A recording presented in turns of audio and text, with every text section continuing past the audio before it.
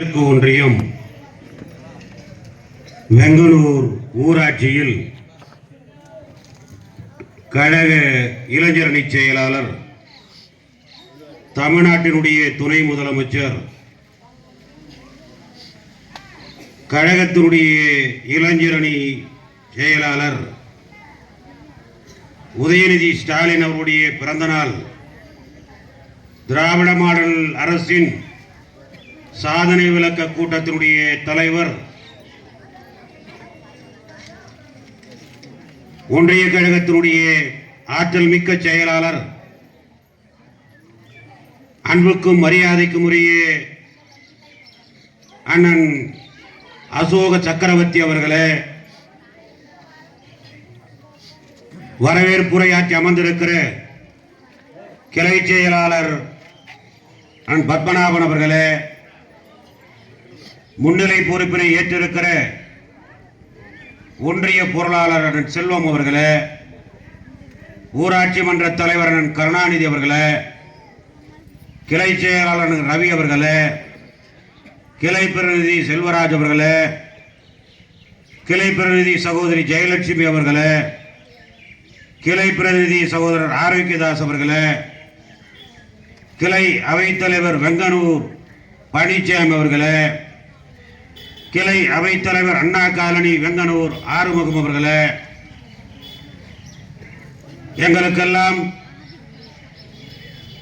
முன்னர் உரையாற்றி அமர்ந்திருக்கிற இளம் பேச்சாளர் தம்பி கோகுல் அவர்களே, மாவட்ட விளையாட்டு மேம்பாட்டு அணி அமைப்பாளர் எல்கே அருண்ராஜா பி அவர்களே, மாவட்ட கழக துணை செயலாளர் சகோதரி லதா பானு அவர்களே, எஸ் நப்போலியன் லூத்துசாமி ஒன்றிய அவைத்தலைவர் அவர்களே, ஒன்றிய துணை செயலாளர் ரவி அவர்களே, ஒன்றிய துணை செயலாளர் தமிழரசி சுந்தர் அவர்களே, மனோஜ் என்கிற மகேஸ்வரன் அவர்களே, நம்முடைய நெடுஞ்செழியன் மாவட்ட பிரதிநிதி அவர்களே, இலக்கிய அமைப்பாளர் கருப்புசாமி அவர்களே, சுற்றுச்சூழல் அணி துணை அமைப்பாளர் பாலமூர்த்தி அவர்களே, KN செல்வம் மீனவர் அணி துணை அமைப்பாளர் அவர்களே, SR முருகேசன் இளைஞரணி துணை அமைப்பாளர் அவர்களே, மாநகர இலக்கிய பேரணி துணை அமைப்பாளர் பழனிசாமி அவர்களே, அண்ணன் கருணாநிதி அவர்களே, சகாதேவன் அவர்களே, சகோதரி கவிதா அவர்களே, ஒன்றிய குழு உறுப்பினர்கள் லட்சுமி ரமேஷ்குமார் அவர்களே, மெரினா கரோலின் ஜான் கென்னடி அவர்களே, கலாவதி பழனிசாமி அவர்களே, நம்முடைய மரியாதைக்குரிய ஒன்றிய கழக செயலாளர், இங்கே திக்கடித்து கொடுத்திருக்கிற அனைத்து நிர்வாகிகளையும், இறுதியாக நன்றி உரையாற்றிருக்கிற பாக நிலை முகவர் வெங்கனூர் செல்லதுரை அவர்களே, அனைவருக்கும் பணிவான வணக்கம். சீக்கிரம் முடிச்சிடுறேன், எல்லாம் பணிக்காலம், எங்களுக்கும் அப்படிதான் சொல்லி அனுப்பிக்கிறாரு யாரு மந்திரி. இன்னைக்கு எல்லாத்தையும் உரையாற்றின பெரியவங்க எல்லாம் பேசிட்டாங்க. என்னென்ன தளபதி, முதலமைச்சர், திமுக இந்த நாட்டுக்கு என்ன செஞ்சிச்சுன்னு எல்லாம் சொல்லிட்டாங்க. அப்படி சொல்றவங்க ஜனங்க எங்களை நம்புறீங்க, அதான் எங்களுக்கு இருக்கிற பேரு, எங்களை ஜனங்க நம்புறாங்க. ஆனா தளபதி என்ன கொடுக்கிறார், இலவச பஸ்ல இருந்து பெண்களுக்கு கல்வி கொடுக்கறதெல்லாம் சொல்லிட்டாங்க. ஆனா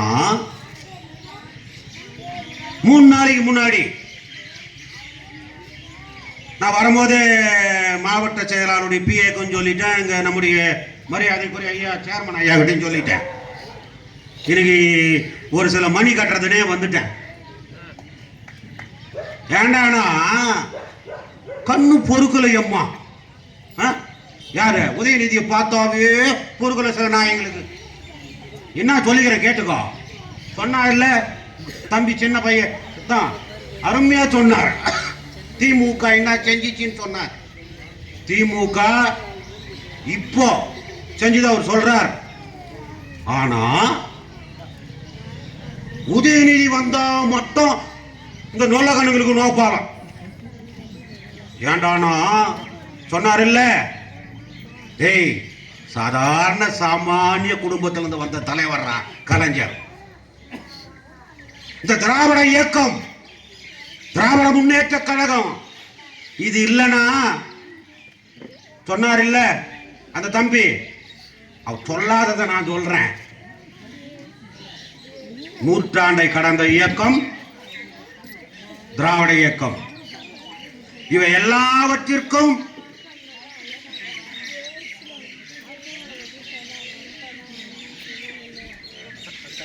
நூற்றாண்டை கடந்த இயக்கம் திராவிட கழகம். இதற்கு முன்பாகவே 1891 திராவிடம் என்கிற சொல் வந்துச்சு. அயோத்திதாச பண்டிதர் திராவிடம் என்கிற சொல்லை குறிப்பிடுகிறார். 1909 ஆண்டு திராவிட இயக்கம் வந்துடுச்சு. அது அதற்கு முன்பாக தென்னிந்திய நல உரிமை சங்கம், இதெல்லாம் எதுக்குடா வந்துச்சுன்னா, எதுக்கு வந்துச்சு இந்த இயக்கம்? உட்காந்துக்கிறீங்க பார் பெண்கள் எல்லாம், இப்படி உட்கார முடியுமா? நீங்க முடியாது. வெள்ளையும் சொல்லையுமா வேஷ்டி கட்டினுக்கிறாங்கள, இப்படி நிக்க முடியுமா? இதை செய்து காட்டிய இயக்கம் திமுக. சொன்னாங்களே என்னன்னு, நீங்க எல்லாம் இருக்கிறீங்களே, பாப்பான் ஆரியன், இவங்களுக்கு பாப்பான தவிர்த்து பாக்கி எல்லாமே சூத்திரன். சூத்திரனா யாரு? ரிக்வேதம் புருஷ சுக்த மண்டலம் சொல்லுது, ஏகமாதா பகுபிதா சத்சுத்ராயுதா, ஒரு தாய்க்கும் பல தகப்பனுக்கும் பிறந்தவன். எது? ரிக்வேதம், ரிக் யஜுர் சாம். இதெல்லாம் நாங்க 40 வருஷத்துக்கு முன்னாடியே பேசிட்டோம், 50 வருஷத்துக்கு முன்னாடியே இதெல்லாம் நாங்க பேசிட்டோம். அப்ப காங்கிரஸுக்கு எதிராக பேசிட்டோம், இப்ப பிஜேபிக்கு எதிராக பேசுறோம். இந்த நாட்டில் முதலில் வகுப்பு வாரி, உங்களுக்கு எல்லாம் நீ படிக்க முடியாது. முதல் சுதந்திர காங்கிரஸ் காலத்துல எங்க அப்பா சொல்லுவார், ஓட்டு போறதுக்கே உனக்கு பட்டா இருக்கணும், பட்டதாரியா இருக்கணும், இல்ல பட்டாதாரியா இருக்கணும். உனக்கும் ஓட்டு கொடுத்த இயக்கம் தரா, உனக்கு இதை வாங்கி கொடுத்த கட்சி திமுக, வெள்ளக்கார காலத்திலேயே. இது மட்டும் இல்ல, இங்க சொன்னீங்க புச்சா கிளம்பினுக்கிறானுங்கல்ல ஆதி திராவிட தலைவர்கள். வடநாட்டிலே அம்பேத்கர் செய்ததை தென்னாட்டிலே சாதித்து காட்டியவர் தந்தை பெரியார். நீங்க நிறைய பேர் சொல்றான், நம்ம தலைவர் கூட சும்மா இருக்கிறவனெல்லாம் ஒடுத்து உதவாதவனெல்லாம் புகழ்ந்துருவார். கலைஞர் அப்படித்தான், இளையராஜா விஜயஞானிவார், ஒரு புரட்சி கலைஞர் யாரு விஜயகாந்த் சொன்னான். அப்புறம் இவரே பழனி பாலில் விடுறாங்க, அடிச்சுட்டு போறான். 2016 போய் மக்கள் நல கூட்டணி போனானுங்க இல்ல, யாரு? கோபால்சாமி, இந்த 2 கம்யூனிஸ்டுங்கோ, திருமாவளவன் எல்லாம் கூட்டான் இல்ல, 1000 கோடி 1% தானே விட்டோம் நம்ம 2016. துட்டு காசப்பட்டு போனானுங்க இல்ல, திருப்பி கூப்பிட்டு உனக்கு வாழ்வு கொடுத்த இயக்கம். இவன் அதிகாரத்தில் பங்கு என்று சொல்கிறவன் அன்றைக்கு விஜயகாந்த் முதலமைச்சர் வேட்பாளரை ஏத்துக்கணும்ல. அரசியல் அனாதைகளுக்கெல்லாம் வாழ்வு கொடுத்து அரசியல் வாழ வைத்து போனோம். நாகம் வாரிசு தான், வாரிசு அரசியல் நடத்துகிறார் கலைஞர்னு போனா கோபால்சாமி. எங்களை எதிர்த்துட்டு போயிட்டு மதிமுக என்ன, நான் இப்ப சொல்லுவேன் மதிமுக என்ன, மறுபடியும் திமுக. யாரு இப்ப அந்த கட்சியில எல்லாம் வந்துட்டான், பொன்முத்து ராமலிங்கத்து எல்லாம் வந்துட்டான். வைகோ புள்ளன்னு ஒருத்தங்கிறான், அந்த பக்கம் இந்த சிதம்பரத்து பக்கத்துல செந்தில் அதிபன் ஒரு பையங்கிறான். இது ஒரு 4-5 பேர் தான். சீட்டு எம்பி சீட் யாருக்கு வாங்கிக்கிறாரு? இவன் என்னன்னு சொல்லிட்டு போனான், கருணாநிதி வாரிசை வளர்த்த தளபதி. இன்னைக்கு தாண்டா வரலாறு, என் தலைவருக்கு எவ்வளவு தீங்கு எல்லாம் வந்து யாரு? என் தளபதி கையை பூச்சி நிக்கிறான் இல்ல, யாரு கையை பூச்சி நின்று பதவி கேட்கிறான் இல்ல. இன்னைக்கு கோபால்சாமி ராஜ்யசபால யார் போட்டது? யார் கொடுத்தது? என் தலைவர் கலைஞர் ஸ்டாப். இந்த ஊர்ல இருந்து ஒருத்தன் போனா இல்ல, இன்னைக்கு பேசுறோம். இன்னொன்னு ஸ்டாலின் மன்னிப்பு அதானிய பார்த்தாராம், இவர் பண்ணாரா? யார் இவரு? அது கூட்ட கேஸ். யாரு? ராமதாஸ். அரசியல் பிழைப்பாளினா உலகத்துல அவன் தாண்டா பிழைப்பாளி. சூட் கேஸ் போதும், அவன் ஸ்டாலினுக்கு என்ன தெரியுன்றான். இவன் ராமதாஸ், ராமதாஸுக்கு அப்புறம் ராமதாஸ் புள்ள, இப்ப தர்மபுரியில ராமதாஸ் மருமக. இப்ப கட்சிக்கு இளைஞர் அணிக்கு வா பேசுறதுல வீட்டுக்கு போயிடு, அமைதியா இருக்கிறதுனா இரு. அப்போ என்ன டிவி சீரியல் பார்க்கணுமா? ஞாயிற்றுக்கிழமை கிடையாதா? இல்ல ஆட்டம் பார்க்கணுமா? அதனால இந்த கூத்த கேளுமா கொஞ்ச நேரத்துக்கு, புரியுதா? அதனால அப்படி போனா இன்னைக்கு எதுக்கு நான் இவ்வளோத்துக்கும் வர்றேன்னா, உதயநிதி ஸ்டாலின் மன்னராட்சின்றான், உதயநிதி ஸ்டாலின் வாரிசுன்றான். கண்ணு பொறுக்கல. இந்த நாட்டில் தந்தை பெரியார் அவருக்குன்னு ஒரு பின்புலம் இருந்துச்சியா? தந்தை பெரியார் உயர்ந்த ஜாதிக்காரர் நாயுடு. அவர் ஆரம்பத்திலே காங்கிரஸ்காரர் பெரியார். ஈரோடு நகராட்சி தலைவராக இருந்தவர். மகாத்மா காந்தி கள்ளுக்கடை போராட்டம் நடத்திய போது தன் தோப்பில் இருந்த லட்சக்கணக்கான ஆயிரக்கணக்கான தென்னை மரங்களை வெட்டி போட்டவர் யாரு? பெரியார். அந்த பெரியார் 1944 நீதி கட்சியிலிருந்து சேலம் மாநாட்டில் திராவிடர் கழகம் என்று தோற்றுவிக்கிறார். அந்த தீர்மானத்தை முன்மொழிஞ்சது பேரறிஞர் அண்ணா. அந்த பேரறிஞர் அண்ணா அப்போ வெள்ளக்காரனுக்கு ஜாலரா போட்டு என்ன பண்ணுவாங்க? சர்பட்டெல்லாம் வாங்கிக்குவானுங்க. திவான் பகதூர், ராவ் பகதூர், பழைய சினிமா படத்துல வசந்த மாளிகைகள் எல்லாம் ராவ் பகதூர், அது மாதிரி பண்ணையாரங்க அவங்க எல்லாம் வருவான். அது மாதிரி பட்டம் கொடுப்பான். யாரு? வெள்ளக்காரங்கிட்ட அடிமையா அந்த அவங்க கொடுப்பான். இந்த பட்டத்தெல்லாம் ஒப்பிட்டு. ஆனாலும் நீதி கட்சியில் இடஒதுக்கீட்டை முதலில் இடஒதுக்கீட்டை சாதித்தார்கள். நீதி கட்சி காலத்திலேயே சர் பி.டி. தியாகராயர் சென்னையில மட்டும் காமராஜர் முதல் சத்துணவு போடல. Sir PT. தியாகராயர் திராவிட கட்சி தான் முதலில் சத்துணவு போட்டுச்சு. அது சென்னையில மட்டும்தான் நடைமுறைப்படுத்தினாங்க.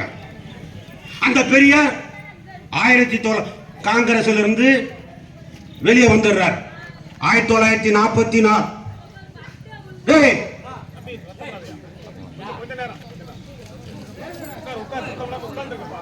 1944 வரலும் நீதி கட்சி இருந்துச்சு. நீதி கட்சியிலிருந்து பெரியார் வரார். ஆனா அடிப்படையில் காங்கிரஸ்காரராக இருந்த பெரியார் ஏன் காங்கிரஸ்ல இருந்து வெளியே வந்தார்? திராவிட இயக்கத்தின் ஸ்தாபகர் அல்ல பெரியார். ஆனால் அடிப்படை காங்கிரஸ்காரர். 1925 காஞ்சிபுரம் காங்கிரஸ் மாநாட்டில் கதர்குட்டையை தூக்கி வீசி எறிந்துவிட்டு தமிழனை தன்மானம் உள்ளவனாக்குவதும் பார்ப்பனியத்தை இந்த மண்ணில் இருந்து அடியோடு ஒழித்து கட்டுவதும் தான் என் முதல் வேலை என்று சொல்லிவிட்டு காஞ்சிபுரம் காங்கிரஸ் மாநாட்டில் இருந்து பெரியார் வெளியே வருகிறார்.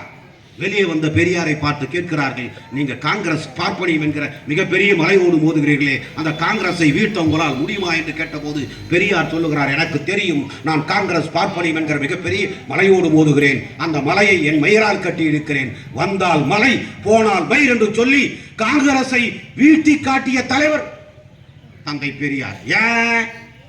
ஏன் வெளியே வந்தார் தெரியுமா தந்தை பெரியார்? ராஜாஜி சென்னை மாகாணத்தினுடைய பிரதம மந்திரி.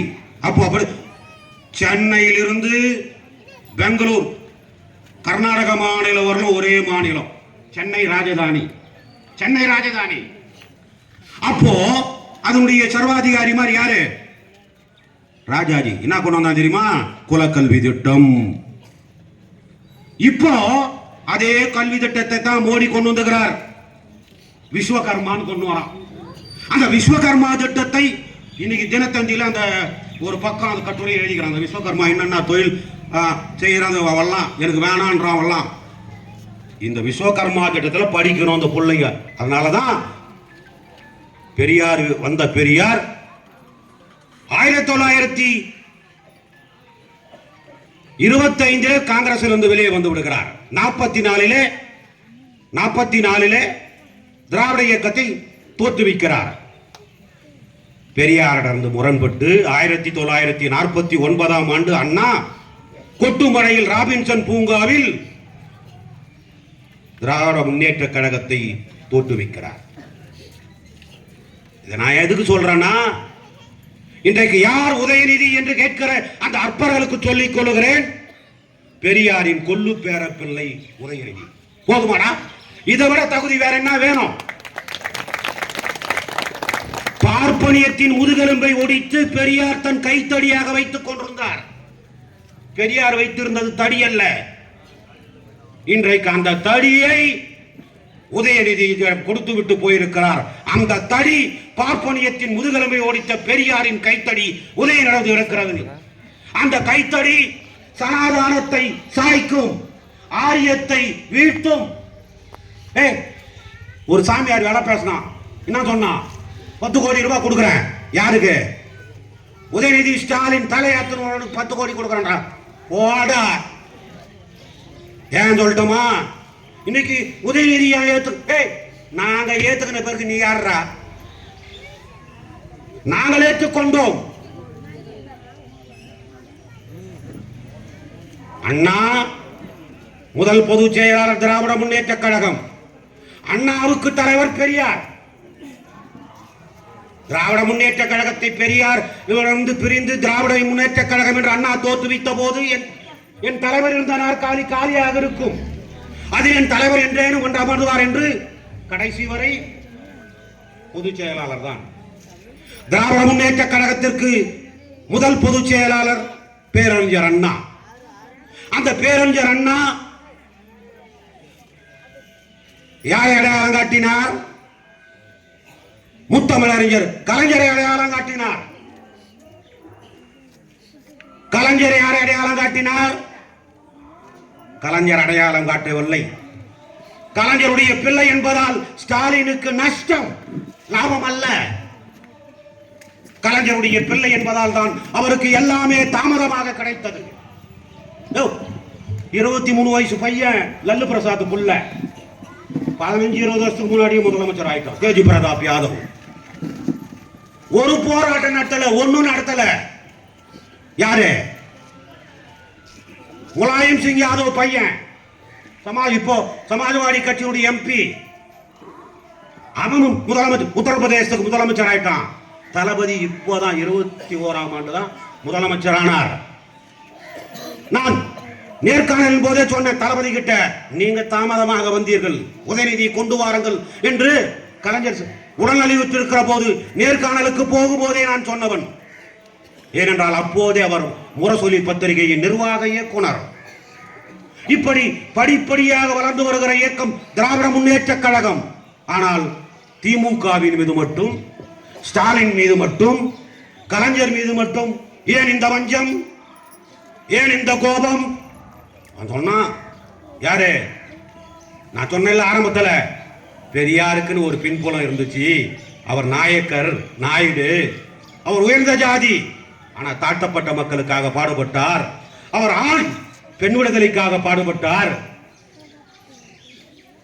இன்னொரு வரலாறு, திமுக அரசியலுக்கு வந்த பிறகு இதுல யாருன்னா, இங்க யாருன்னா 1957 திமுக தேர்தலில் நிக்கணுமா வேணான்னு 57க்கு முன்னாடி 57 திருச்சி மாநாட்டில் நிக்கணும் நிக்க கூடாது ஓட்டு போட்டாலும் யாருன்னா கேறீங்களா? இங்க யாரும் இருக்க மாட்டீங்க.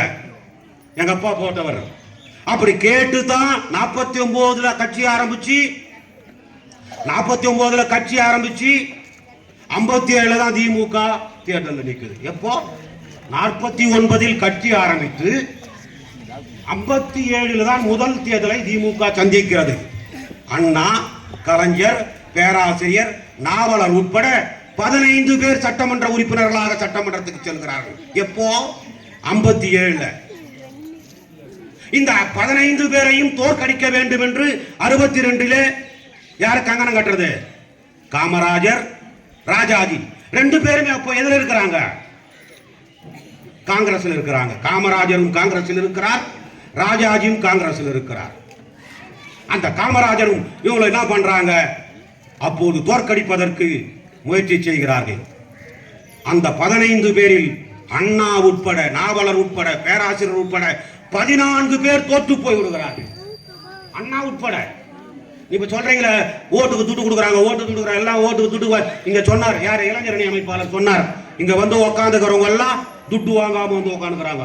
இப்ப நிறைய கூப்பிட்டா 100 ரூபாய் 200 ரூபாய் கூப்பிட்டா தான் வந்து உட்காடுறாங்க சேர்ல. நான் அதுக்காக குறையா சொல்லல, கூட்டம் சேர்க்கறதுக்கு ஆள் அப்படி பண்றான். அது நம்ம கட்சி இல்ல. எதுக்கு சொல்றேன்னா, அன்றைக்கு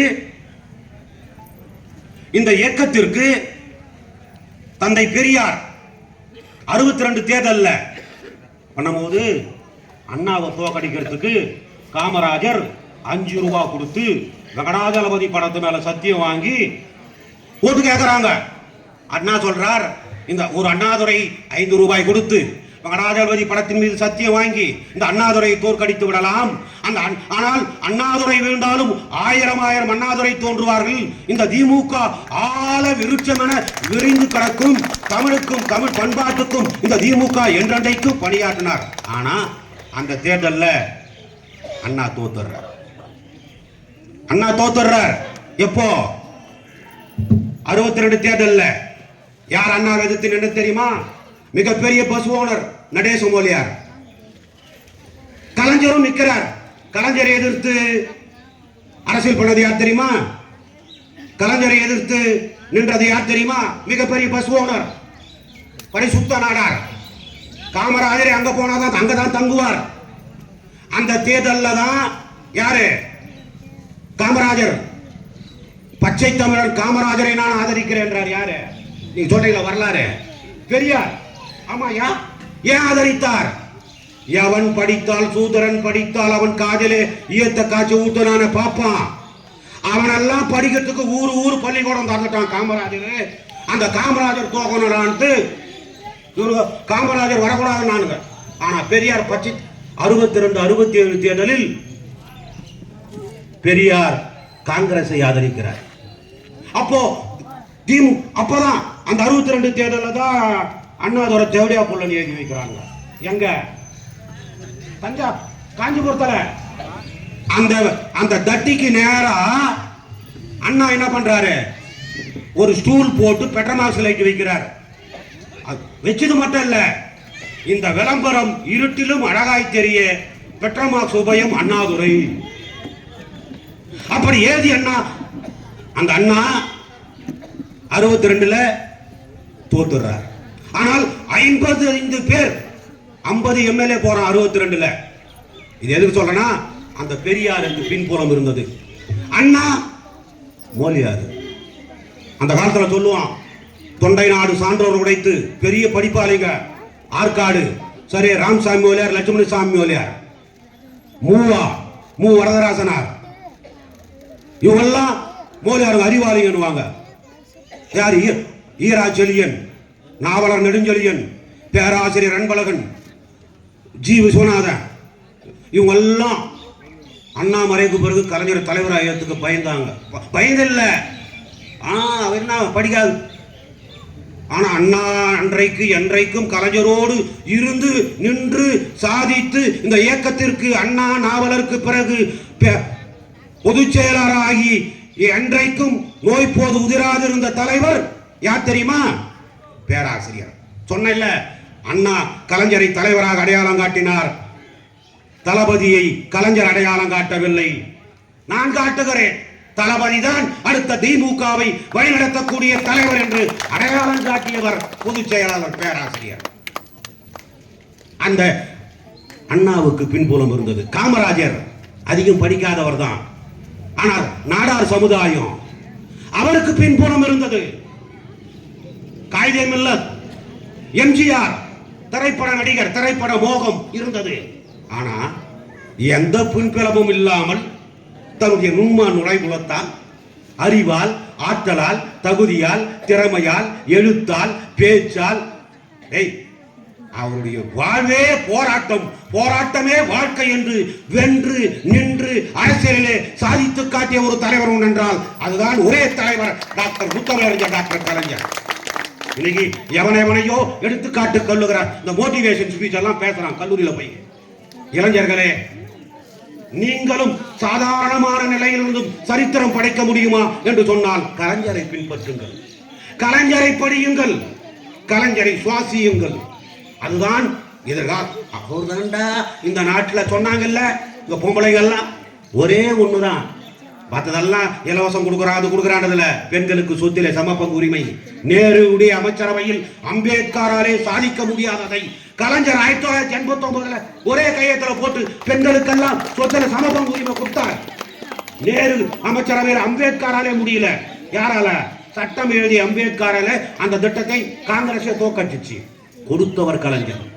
இரண்டாவது, இந்த நாட்டில் இன்னைக்கும் தளபதி ரெண்டுக்கு முக்கியத்துவம் கொடுக்கிறார். ஒன்று கல்வி, இன்னொன்று மருத்துவம். இந்த நாட்டில் எத்தனையோ தலைவர்கள் இருந்தார்கள். படின்னு சொன்ன தலைவர் 2 பேர் தான். ஒருவர் பெரியார். ஏது அழகுனாரு, எல்லாம் உட்காந்துக்கிறீங்க, மேக்கப்புக்கு ஏதோ போடுறீங்க, ஏது அழகு? மானமும் அறிவும் மனிதனுக்கு அழகு. அததான் அப்போ அம்பேத்கர் சொன்னார், என்னன்னு? கற்பி, ஒன்று சேர், புரட்சி செய். இத அப்பவே சொல்லிட்டார் தந்தை பெரியார். ஆக தந்தை பெரியாருடைய ஒவ்வொரு திட்டங்களையும் நினைவுபடுத்தி செய்து முடித்தவர் கலைஞர். அந்த கலைஞரின் பிள்ளைதான் தளபதி. தளபதியுடைய பிள்ளைதான் யாரு? உதயநிதி. அப்போ ஒரு இனத்தின் நீட்சி, ஒரு இயக்கத்தின் நீட்சி எது என்றால் திராவிட முன்னேற்ற கழகத்தின் தலைமைத்துவம். இப்பொழுது நாங்கள் உதயநிதியை தலைவராக ஏற்றுக்கொண்டிருக்கிறோம். இதில் எவன் சொல்லியும் நாங்கள் மாறுபட்டு நிற்கவில்லை. இப்போ நான் மேட்டருக்கு வரேன். இங்க ஒன்றிய செயலாளர் இருக்கிறார், நீங்க டைரக்டா ஒன்றிய செயலர் ஆயிட்டீங்களா? இங்க இருக்கிற நான், எனக்கு வயசு 59. நான் முதலில் 11 வயசுல மேடையில பேசணும். எப்ப தெரியுமா? 77 மிசா காலம். கலைஞர் எங்களுக்கு உயிர், இந்த மிசா சட்டம் எங்களுக்கு மயிர் என்று சொல்லிவிட்டு அரசியல் களத்துக்கு வந்தவன் நான். திமுக உட்காந்துக்கிறாங்களே, இவங்களெல்லாம் சாதாரண ஆள் நினைச்சிட்டீங்களா? இங்கே அமர்ந்திருக்கிற ஒவ்வொருவருக்கும், ஒவ்வொரு தொண்டருக்கும் திமுகவில் வரலாறு உண்டு. நான் 23 வருஷம் கலை செயலாளர். 1983 எப்போ? 83 மாவட்ட இலக்கணி ஒருங்கிணைந்த வடார்காடு மாவட்ட இலக்கணி துணை செயலாளர். 18 முறை ஜெயிலுக்கு போய்கிறேன். ஒரு வார்டு கவுன்சில் கூட ஆகல. அதுக்கு ஆனா எதுக்கு நான் சொல்றேன்னா, இந்த திமுகவில் இவ்வளவு உழைப்பு, இவ்வளவு வயசுட்டு கலைஞர் தண்டவாளத்தில் தலை வச்சு படுத்துட்டு மொழி போராட்டத்தில் இந்த மொழி அழிக்க கூடாது என்று பாடுபட்ட இயக்கம். உனக்கு கல்வி வேலை வாய்ப்புல தாழ்த்தப்பட்ட பிற்பட்ட மக்களுக்கு இடஒதுக்கீட்டுக்காக போராடி ஜெயிலுக்கு போன இங்க உட்காந்துக்கிறார்.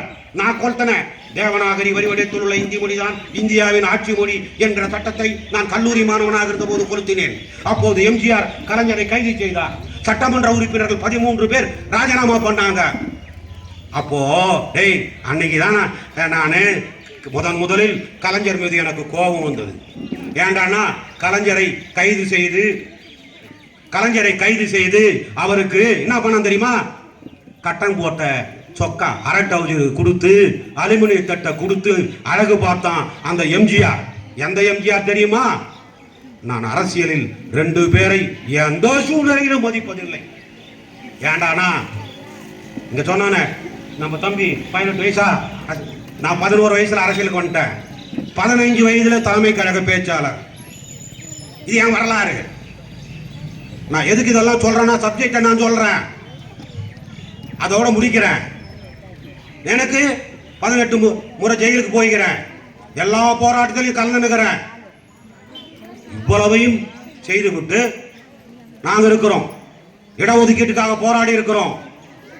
எல்லாவற்றையும் செய்திருக்கிறோம். இந்த இயக்கம் இல்லை என்றால் இன்றைக்கு தமிழர் இல்லை, தமிழ்நாடு இல்லை. இவ்வளவையும் போராடி நாங்க தொடர்ந்து ஆட்சியில் இருந்தோமா? இல்ல. எங்களுக்கு யாரு உயிர்? கலைஞர் எங்களுக்கு உயிர். இன்னைக்கு நாங்க சொல்றோம், நீ பேசுறிய உதயநிதி எங்களுக்கு உயிர், மற்றதெல்லாம் எங்களுக்கு மயிர். போடா நாய. ஏன் சொல்றனா, இன்னைக்கு இங்க உட்கார்ந்து இருக்கிறீங்க, இந்த 13 வருஷம் ஆட்சி இல்ல. எதுக்கு சொல்றனா, 1963 தான் திமுகவுக்கு யார் வர்றது? யார் வர்றது? எம்ஜிஆர் அண்ணா கிட்ட கொண்டு வந்து யார் அறிமுகப்பட்டது? கலைஞர். கலைஞர். அதுவரை எம்ஜிஆர் கதர் ஜுபா போடுவான், நெத்தி நிறைய பட்ட, கழுத்துல ருத்ராட்ச கொட்டை. அதே எம்ஜிஆர் சொல்லியிருக்கிறார், என்னுடைய தலைவர் காமராஜர் எனக்கு வழிகாட்டி அண்ணாதுரை இருக்கிறார். இப்ப பாக்குறீங்களா சினிமால தனுஷ் 18 வயசுலயே அவன் அண்ணி கூட ஜோடி போட்டான். நான் எல்லாரும் கூட ஜோடி போட்டான். எம்ஜிஆர் எத்தனை வயசுல ஹீரோவானா தெரியுமா? உண்மைதான் ஒன்றியம், 42 வயசு. அதுவும் யார் படத்துல தெரியுமா? மந்திரி குமாரி கலைஞர். இயக்குனர் யார் தெரியுமா? எல்லிஸ்.பி. டங்கன். முதல் எம்ஜிஆர் இதுல இருந்து வந்த பிறகு, ஸ்ரீலங்கால இருந்து பஞ்சம்போழைக்கு இங்க வந்த பிறகு அவர் பொம்பளை வேஷம் தான் போட்டார். அப்பெல்லாம் இப்ப கூட தெரு கூத்து விடுறாங்களே. இப்போ டிசம்பர் மாசம், இன்னும் மார்ச் மாசத்துக்கு மேல எல்லா ஊர்லயும் கூத்து ஆடுவாங்க. ஆம்பளை தான் பொம்பளை வேஷம் போடுவான். அவங்களுக்கு நம்ம ஓடி ஓடி போய் துட்டு குத்துவான். பொம்பளை வந்துட்டார் குத்தா, அதுவும் இங்கேயே குத்துவான். எதுக்கு சொல்றேன்னா, அப்ப எம்ஜிஆர் பொம்பளை வேஷம் தான் போட்டு இருந்தார். பொம்பளை குரல்ல 35 வயசுக்கு மேல இந்த பொம்பளை அங்க நீங்க பார்க்கலாம், ஜானகி பொம்பளை வயசுலயே பாட்டு பாடும். அந்த மகர கட்டணுவான். அந்த மகர கட்டை ஒஞ்சி போயிட்டு ஆம்பளை குரல் வந்துச்சு எம்ஜிஆருக்கு. இதுக்கு மேல நீ போட்ட, சிவாஜி கூட முதல் போட்ட வேஷம் போட்டவர் தான் டிராமால. உண்மைதாமா? அது கலைஞருக்குரிய வசனங்கள் தான் முதல் பராசக்தியில உள்ள வந்தார்.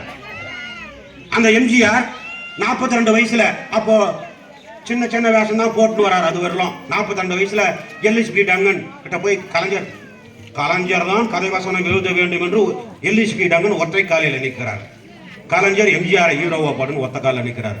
எல்லிஸ்.பி. டங்கன் சொல்றான், டொக்க ஊதியா? இப்ப பாக்குறதுல சரத்குமார் இங்க ஊழும் தாடி வைக்காம சேவ் பண்ணனா இங்க பள்ளம் தெரியும். அது மாதிரி எம்ஜிஆருக்கு தாடி வைக்கலாம் பள்ளம் தெரியும். அப்போ இவரு ஹீரோவுக்கு ஆகிறதுக்கு மூஞ்சி இல்ல சொன்னப்போ கலைஞர் சொன்னார், தாடி வச்சுக்கிட்டோம் சொல்லி அவனை ஹீரோவாக போட்டு அரசியல் அறிமுகப்படுத்தி வாழ்வு கொடுத்த தலைவர் கலைஞர். ஆனா அந்த கலைஞர் என்ன திட்டுல வந்துட்டார், இது பண்ணார். 25 வயதிலேயே 1 லட்சம் ரூபாய் சம்பளம் பெற்ற தலைவர் கலைஞர். 25 வயதிலேயே அபிமன்யு படத்திற்காக 1 லட்சம் ரூபாய். அப்ப நான் ஏன் இதெல்லாம் சொல்றேன்னா, இவ்வளவையும் செய்து அந்த எம்ஜிஆர் 1971 அவரு பொருளாளர் கணக்கேட்டு இன்கம் டாக்ஸ் வருது, கட்சி ஓட்டிட்டு போறான். 13 ஆண்டு காலம் எம்ஜிஆர் ஆட்சியில திமுக ஆட்சிக்கு வரல. இங்க இருக்கிற ஒன்றியம் கட்சி விட்டு ஓட்டாரா? நான் ஓட்டுமா? கலைஞர் இந்த இயக்கத்தை கட்டி காத்தார். ஒருவேளை சோற்றுக்கு வழியில்லை என்று பிச்சை எடுக்கக்கூடிய சூழ்நிலை வந்தாலும் கலைஞர் வாழ்க, தளபதி வாழ்க, உதயநிதி வாழ்க என்று பிச்சை எடுப்போமே அல்லாமல் இந்த இயக்கத்தை விட்டு போகக்கூடியவர்கள் அல்ல திமுக காரர்கள். ஆனால் எங்களுக்கு இவ்வளோ தகுதி இருக்குது. இந்த நாங்க ஓட்டு கேட்கறதுக்கு இவ்வளவு தகுதி இருக்குது. இவ்வளவு உழைச்சி இருக்கிறோம். இந்த இனத்துக்காக பாடுபட்டுக்கிறோம், மொழிக்காக பாடுபட்டுக்கிறோம்.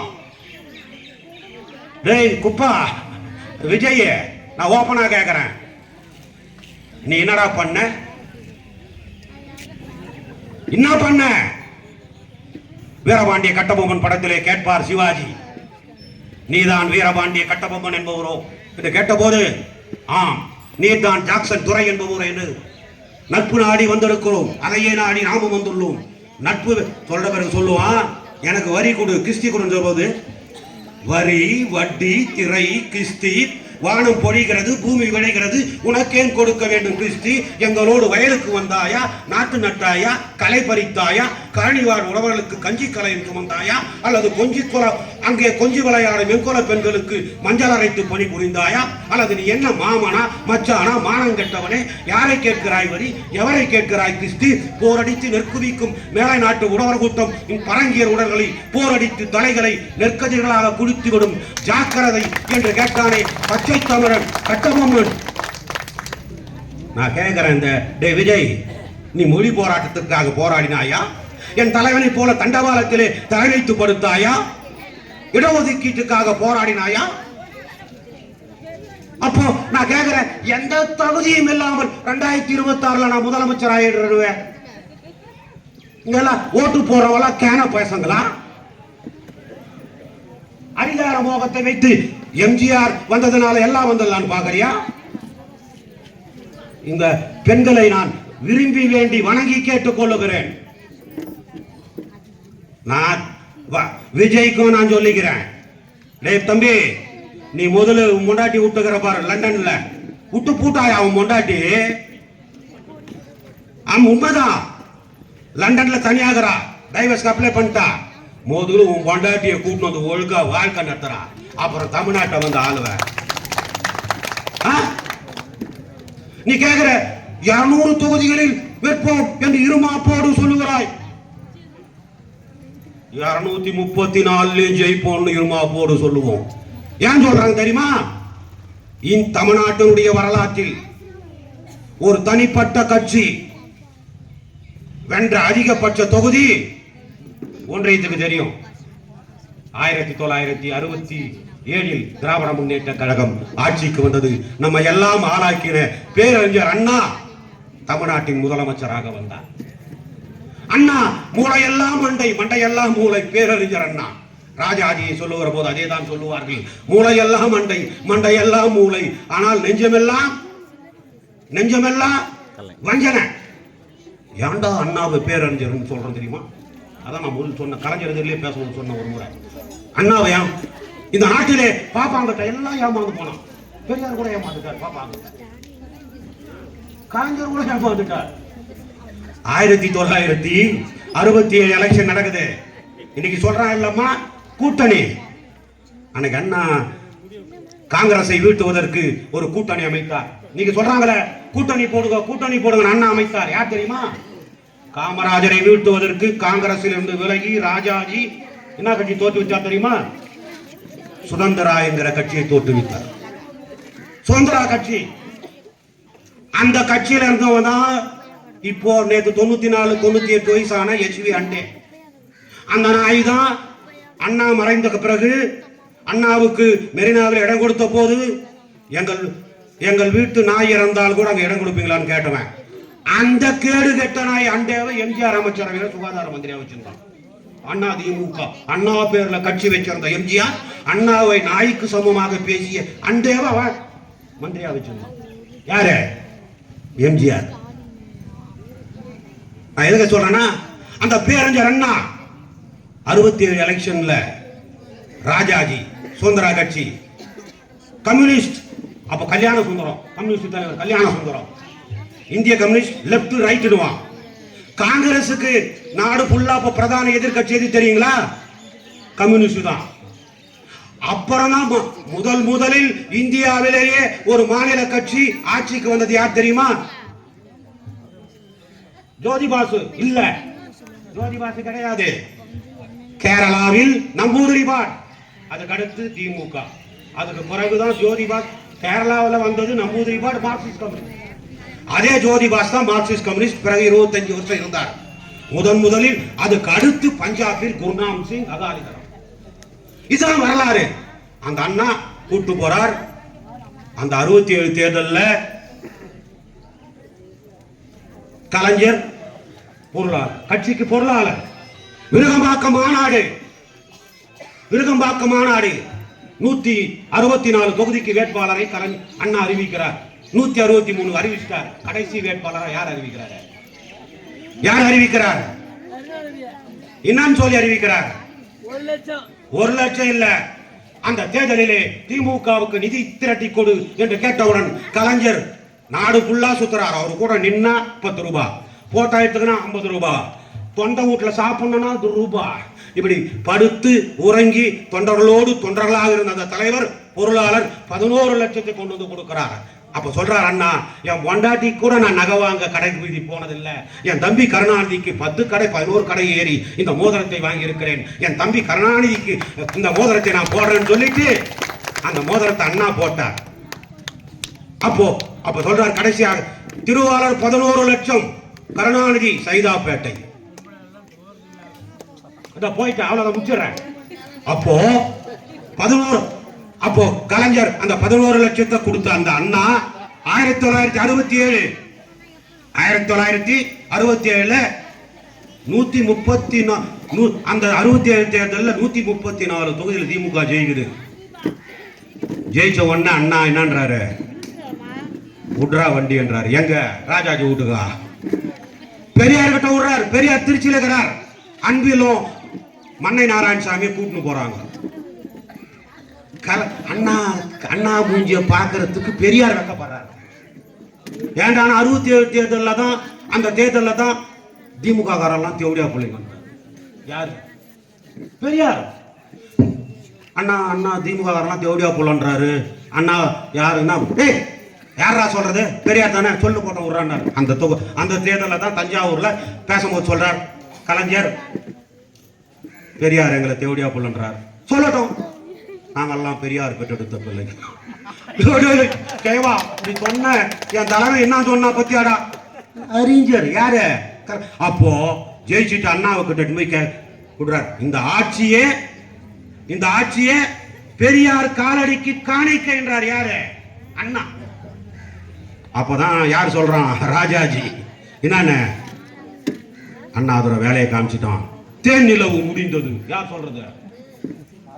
ராஜாஜி. பேரறிஞர் அண்ணா சொல்லுகிறார், தேன் நிலவு முடிந்தது, எங்கள் தந்தையோடு குடித்தனம் தொடர்பு. யாரு? அப்பதான் அதனால்தான் எந்த பாப்பான் பூணலை போட்டுக்கொண்டு வேதத்தை வைத்து நம்மை திண்டத்தகாதவன் வாகாதவன் என்று ஒதுக்கி வைத்து நம்மை அழித்து காட்டினானோ அதே பார்ப்பனனை கூட சேர்த்து வைத்து அவனை வீழ்த்தி காட்டியதால் அவர்தான் அண்ணா. அதனால் தான் அவர் பேரறிஞர். அந்த அண்ணாவுக்கு பிறகு கலைஞர் வந்தார். கலைஞருக்கு பிறகு தளபதி வந்து என்னன்னா செஞ்சாருன்றதெல்லாம் என் தம்பி கோகுல் பட்டியல் போட்டு சொன்னான். பட்டியல் இவ்வளவு உழைப்பு. தளபதி மிசாவிலே நீ சொல்றிய மன்னரா? எந்த மன்னர் இன்னைக்கு அடிபட்டான்? எந்த மன்னர் அடிபட்டான்? மிசாவிலே அடிக்க சிட்டி பாபு இல்லைன்னா நீங்க தளபதி இல்ல. அந்த வடியெல்லாம் வயிற்றிலே தாங்கிக் கொண்டு சிட்டி பாபு செத்து போனான். இந்த இயக்கத்தினுடைய கொள்கை பரப்பு செயலராக இருந்தவர் தீரன் சிட்டி பாபு. கலைஞர் பார்க்க போகிறார். முதல்வராக இருந்தவர் முழு கை சக்கா போட்டு உங்க அப்பா வரான், அவர்கிட்ட போலீசார் அடிச்சாங்களான்னு கேட்பார். சொல்லக்கூடாதுன்றான். என்னப்பா அடிச்சார்? இல்லப்பா. சிரித்துக்கொண்டே சொன்னான் அந்த இளைஞன். கலைஞர் மொழி போராட்டத்திலே சிறையில் இருந்தார். கலைஞர் மொழி போராட்டத்திலே, கள்ளக்குடி போராட்டத்திலே, மொழி போராட்டத்திலே சிறையில் இருந்த போது இந்த இயக்கத்திற்கு ஒரு விடியல் பிறந்தது. அது முத்துவேல் கருணாநிதி ஸ்டாலின். யார்? கலைஞர் கள்ளக்குடியிலே மறியலிலே ஈடுபட்டு சிறையில் இருந்த போது பிறந்த மகன். யாரு? யார்? வரலாறு சொல்றேன். இந்த தியாகம் அவனுக்கு இருக்குதா? எங்க அப்பன் இந்த தியாகம் பண்ணா. யாரு? விஜய். உங்க அப்பன் சந்திரசேகர் சொல்லு. எங்க அப்பா இந்த தியாகம் பண்ணார் இந்த நாட்டுக்காக, இந்த மொழிக்காக, அதனால நான் வந்து நிக்கிறேன். நீ சொல்ல உங்க அப்பா சந்திரசேகர. தண்டவாளத்திலே தலை வைத்துப்படி என்றாலும் ஆட்சி பொறுப்பை ஏற்றுடி என்றாலும் இரண்டையும் சமமாக கருதுகிறவன் என் தம்பி கருணாநிதி என்று சொன்னாரே அண்ணா. என் தம்பி கருணாநிதி இருக்கும் பாலை சிறைச்சாலை நான் பயணம் மேற்கொள்ளும் யாத்திரை ஸ்தலம் என்று சொன்னாரே அண்ணா. வரலாற்றில் ஒரு புள்ளி விவரத்தை சொல்லுகும், நீங்கள் தெரிந்து கொள்ள வேண்டும். கலைஞரை விட அதிக நாள் சிறையில் இருந்தது யார் தெரியுமா? தளபதி ஸ்டாலின். அந்த ஸ்டாலின் உழைத்திருக்கிறார். இன்றைக்கு அவன் ஒரு புதுசா ஒருத்தன் தோன்றிக்கிறான். இதை சொல்லி நான் முடிச்சிடுறேன். லாட்டரிக்காரன் ஒருத்தன். உலகத்துல குடிக்கிற போதையை விட என்னம்மா உலகத்துல குடிக்கிற போதையை விட லாட்டரி போதை மோசமானது. ஸ்கூல் பக்கம் அந்த பக்கம் எல்லாம் கிழிக்கிற சீட்டு வைப்பான். ₹1 கட்டினா இந்த பிரைஸ் விடும் அந்த பிரைஸ் விடும்னு. ₹200 விடாது, ₹80 விடும். ₹300 சீட்டு. அவன் தான் ஆதவ அர்ஜுனா. யாரானா அவன் பேசுறான் என்னான்னு, மன்னர் பரம்பரை, மன்னராட்சி ஒழிக்கிறேன். இதுல இன்னொருவரையும் நான் சந்தேகப்படுகிறேன். யாரா? அவர் தான் திருமாவளவன். நான் இது என் சொந்த கருத்து இருக்கட்டும். அது அவன் சொல்றான் இல்ல, இது ஆதவர்ஜுனாவின் தனிப்பட்ட கருத்து, இது என் சொந்த கருத்து. நான் எதுக்கு சொல்றேன்னா, ஐயா முப்பெரும் விழாவிலிருந்து அவன் நம்மள வம்புக்கு வருகிறான். நேற்றைக்கு கூட நான் சொல்றான், திருமாவளவன் என்ன சொல்றார், நடவடிக்கை அவர்களிடம் விளக்கம் கேட்கப்படும். என்னத்த விளக்கம் கேட்கறது? கத்திரிக்காய் மாங்காய் மயிர விளக்கம் கேட்கறது? நீ நடவடிக்கை எடு. நான் இன்னைக்கு சொல்றையா, திமுக துரோணாச்சாரியார் மகாபாரதத்தில் நீங்க எல்லாம் கேட்பீங்க. பஞ்ச பாண்டவர்கள் 5 பேர், கௌரவர்கள் 100 பேர். இந்த 100 பேருக்கும் குருநாதர் யார் தெரியுமா? யார் குருநாதர்?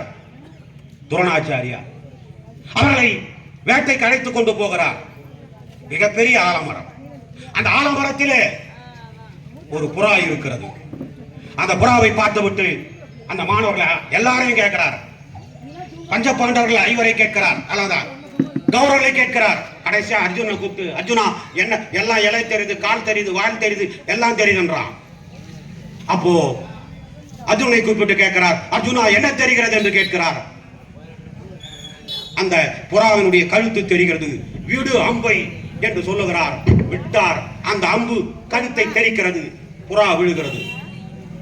இன்றைக்கு திராவிட இயக்கத்தின் தளபதி ஒற்றை செங்கலால் இந்த இயக்கத்தை பிஜேபியை வீட்டு காட்டி ஆற்றல் மிக்க உதயநிதி அவர்தான் 2026 தேர்தலில் போர்படை தளபதி.